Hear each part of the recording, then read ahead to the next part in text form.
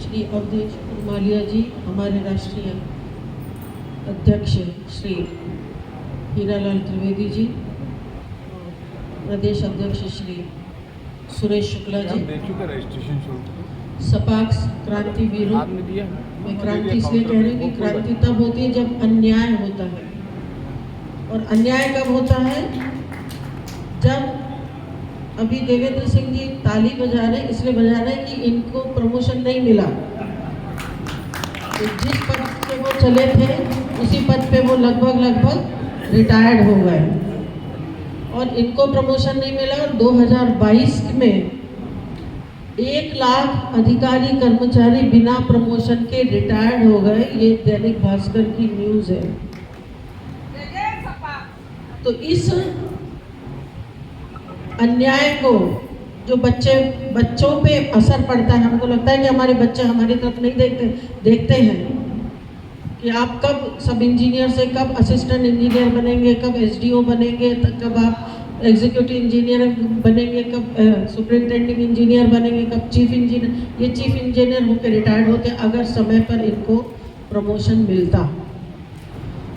2006 में जो बेंगलोर के पी नागराज हैं, उन्होंने सुप्रीम कोर्ट में एक केस दर्ज किया। सुप्रीम कोर्ट में उन्होंने अपने जो वेदना है जिससे वो पीड़ित थे, प्रमोशन में आरक्षण के विरुद्ध अर्जी लगाई थी। और वहाँ से उन्होंने जो सुप्रीम कोर्ट का जो पीठ है, संविधान पीठ है, उसने निर्णय दिया था कि इसकी प्रमोशन की समीक्षा की जाए और समीक्षा करने के बाद ये पता किया जाए कि प्रमोशन जो मिल रहा है उस वर्ग का समुचित प्रतिनिधित्व सरकारी मशीनरी में है कि नहीं है। 15(5) का जो संविधान का संशोधन हुआ था उसमें ये कहा गया था कि जो प्रमोशन दिया जाए उसमें प्रशासनिक दक्षता में कमी नहीं आनी चाहिए, योग्यता में कमी नहीं आनी चाहिए और उनका प्रतिनिधित्व सरकारी मशीनरी में कितना है ये क्वांटिफाई होना चाहिए, इसकी मात्रा का ज्ञान होना चाहिए। उसके ऊपर सुप्रीम कोर्ट ने निर्देश दिए थे, परंतु किसी ने उसको देखा नहीं। न राज्य सरकार ने देखा, न केंद्र सरकार ने देखा। उल्टे ये संशोधन कर दिया कि जो अर्हता के अंक है प्रमोशन में, अगर किसी को क श्रेणी और उत्कृष्ट श्रेणी मिलती है तो भी उसको प्रमोशन नहीं दिया जाए। अगर ख श्रेणी यानी अच्छा वाला अगर SC ST का कोई अधिकारी कर्मचारी हो तो उसको प्रमोशन दिया जाए और उत्कृष्ट श्रेणी को भी दरकिनार कर दिया जाए। तो इससे क्या हुआ कि प्रशासन की दक्षता क्या प्रभावित नहीं हुई। तो ये सुप्रीम कोर्ट के जो आदेश थे, इनका निर्देशों का न तो राज्य शासन ने न केंद्र शासन ने पालन किया। उल्टे केंद्र शासन ने संशोधन करके ये बता दिया, बैकलॉग निकाल दिया। और बैकलॉग निकाला 2000 में, कहा 96 से 1996 से, मतलब ये पश्चातवर्ती भूतलक्षी प्रभाव से 96 में जितनी रिक्तियां थी, मतलब सीधी भर्ती की रिक्तियां थी और पदोन्नति की रिक्तियां थी, उन सबको भरा जाए। मतलब 2000 में निर्णय हो रहा है, 96 के स्टैंडिंग ले रहे हैं उसमें। और तब से ऐसे कई हमारे अधिकारी और कर्मचारी पीड़ित हुए। हम खुद हर जैसे सेक्रेटरी थे हम ट्राइबल वेलफेयर में, तो DPC यानी विभागीय प्रमोशन कमेटी में हमने देखा है कि उत्कृष्ट श्रेणी के, सामान्य वर्ग के, पिछड़ा वर्ग के लोगों को धकेल के हमने निकृष्ट श्रेणी के लोगों को अधिकारी बना दिया, जिनको एक लाइन लिखना नहीं आता है। तो ये प्रशासनिक दक्षता, ये योग्यता का अपमान है। मैं अजमेर गई थी, वहाँ पर एक नावेद करके मेरे प्रोटोकॉल में आया था। उसने कहा था, मैडम जी आप हमारे कमिश्नर साहब को बता दीजिए, DPC होगी, मैं UDC 20 साल से हूँ, मुझे नावेद खान था उसका नाम, में मुझे UDC बना दीजिए। मैंने कहा मैं नहीं बना सकती, मैं उनसे तुम्हारी सिफारिश भी नहीं कर सकती, क्योंकि कानून कायदे हैं। हम तो कानून कायदे में चलने वाले हैं। जब तक सर्विस थी तब तक कानून कायदे में चले, सर्विस के बाद तो हमारे हाथ पैर कोई रोक नहीं सकता।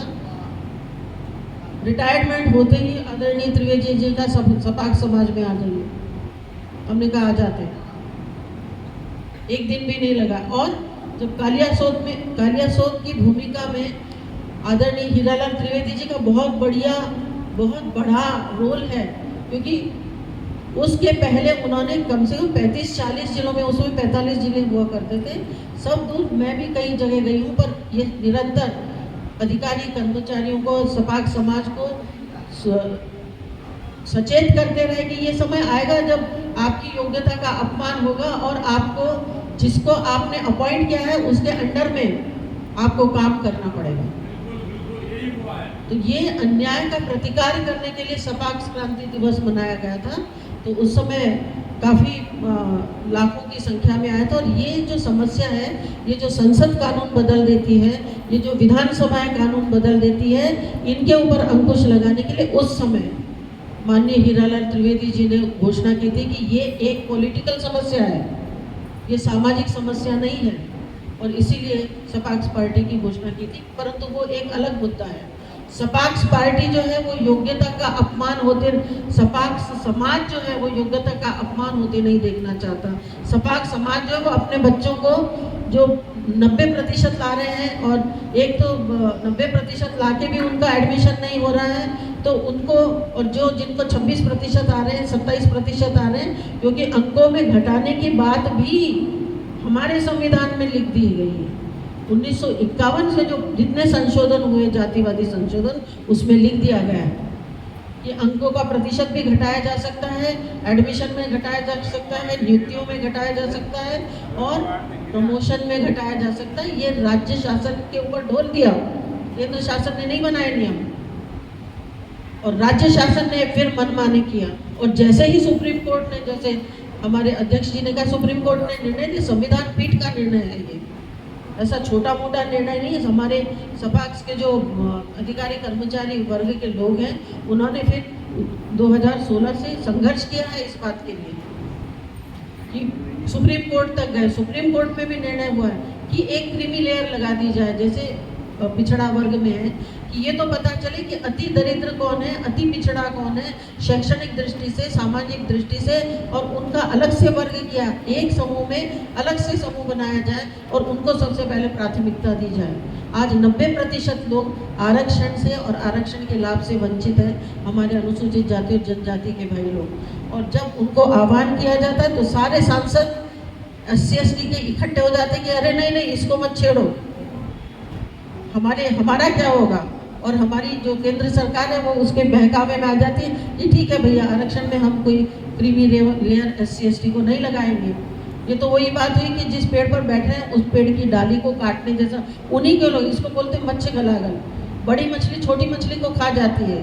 SC/ST के लोग जो बड़े हो गए हैं, अधिकारी हो गए हैं, IPS IAS हो गए हैं, जो मंत्री बन गए हैं, जो बड़े बड़े डॉक्टर्स इंजीनियर्स, उनके बच्चों को आरक्षण की आवश्यकता है क्या?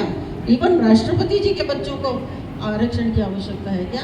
परंतु इसको संसद में किसी ने नहीं समझा, और मुंडी हिलाने, बस वहाँ पे काम है मुंडी हिलाना।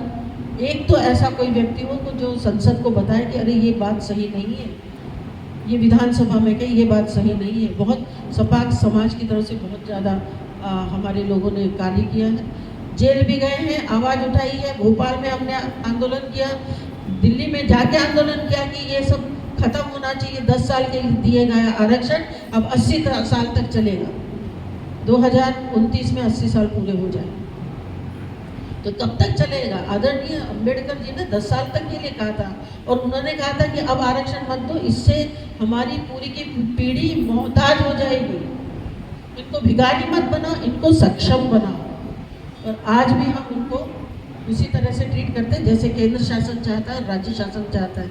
हमारे जो ब्रेन ड्रेन होता है, हमारे जो बच्चे जो पढ़े लिखे होते हैं वो फॉरेन में जा रहे हैं, अमेरिका जा रहे हैं, इंग्लैंड जा रहे हैं, दुबई जा रहे हैं, और हमारी पारिवारिक व्यवस्था खत्म हो रही है। आज आपका बच्चा अगर अमेरिका में है, इंग्लैंड में है, और आप खुदा न खास्ता आपकी मृत्यु हो जाती है, तो आपके मुंह में गंगाजल और क्या बोलते हैं तुलसी जी डालने के लिए वो उपस्थित नहीं रहेगा। वो कहेगा कि उनको दाह संस्कार वीडियोग्राफी से बता दो। ये हमारे समाज को, हमारा परिवार टूट रहा है, इसकी जानकारी हमको होनी चाहिए। सपाक्स समाज क्यों बना है, सपाक्स क्रांति क्यों की, ये सारी बातें हमारे समाज को बांटने के लिए है, हमारे समाज का जो सामंजस्यपूर्ण ताना बाना उसको छिन्न भिन्न करने के लिए। तो तो इसके विरुद्ध आवाज़ उठाना हमारा कर्तव्य है। हम उस दिन की याद करते हैं, सपाक्स क्रांति दिवस मनाते हैं। ईश्वर करे आपको भी सभी को ईश्वर इस पवित्र क्रांति दिवस की प्रेरणा दे और आप भी इस क्रांति के इस विचारधारा से जुड़े और अपने समाज के लिए अवश्य कार्य करें। इसी शुभकामना के साथ धन्यवाद।